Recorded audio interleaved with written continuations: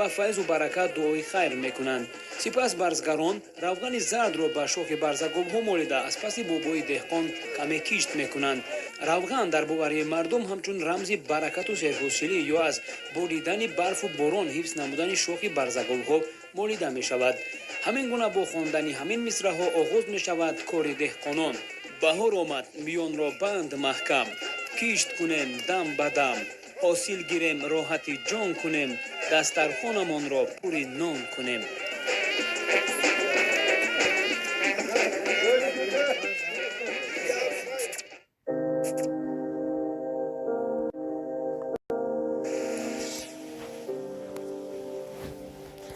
این سنگ را سنگ دلیده می‌نامند.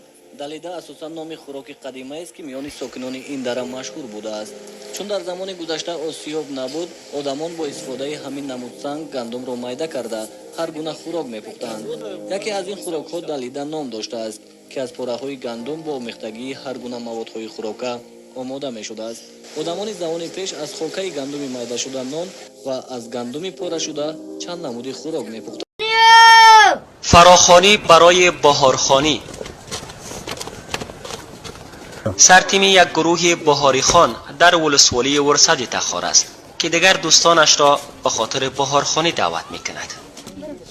بهار آمد بهار. نسل به نسل کودکان بین 10 تا 15 سال 3 قرن است که این سنت را در این ولسوالی انجام می‌دهند. در عدم دیدم گلی بخارکم. به خانه‌های مردم می‌روند و با خوانش ترانه‌های بهاری سال جدید را به دیگران مبارک باد می‌گویند. بهاری نو مبارک باد. ظاهراً دیده می‌شود دادن تحایف از سوی خانواده‌ها به این کودکان آنان را نسبت به زنده نگه داشتن این رسم دلگرم ساخته است. نوروزتان مبارک. ما هر سال نو با همسالان خود به نوروزی میریم، با نوروز جمع کردن میریم. با ما وقتی که نوروزی را خواندیم با ما تخم مرغ میتن، پیسه، گندم هر چی میدن با ما با هم رفیقای خود تقسیم میکنیم. ابراهیم بیگ 50 سال قبل در میان مردم بهارخوانی میکرد و امروز هم برای انجام این کار اشتیاق زیادی دارد.